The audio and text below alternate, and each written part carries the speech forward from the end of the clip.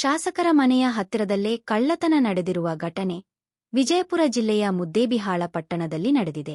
ಶಾಸಕ ಸಿಎಸ್ ನಾಡಗೌಡ ಅವರ ಮುದ್ದೇಬಿಹಾಳ ಪಟ್ಟಣದ ಹುಡೋ ಕಾಲೋನಿಯಲ್ಲಿರುವ ಮಹ್ಮದ ಹುಸೇನ್ ಮಾಗಿ ಎಂಬುವರ ಮನೆಯಲ್ಲಿ ಕಳ್ಳತನ ಮಾಡಲಾಗಿದೆ. ಮನೆಯ ಬೀಗ ಮುರಿದು ಮನೆ ಕಳ್ಳತನ ಮಾಡಿದ್ದಾರೆ. ಮನೆಯಲ್ಲಿದ್ದ ಚಿನ್ನ, ಬೆಳ್ಳಿ ಆಭರಣ ಹಾಗೂ 14,300 ರು ನಗದು ದೋಚಿ ಪರಾರಿಯಾಗಿದ್ದಾರೆ. ಶಾಸಕರ ಮನೆ ಹತ್ತಿರದ ಮನೆಯೇ ಕಳ್ಳತನ ಮಾಡಿರುವುದರಿಂದ ಜನರಲ್ಲಿ ಆತಂಕ ಹೆಚ್ಚಿದೆ.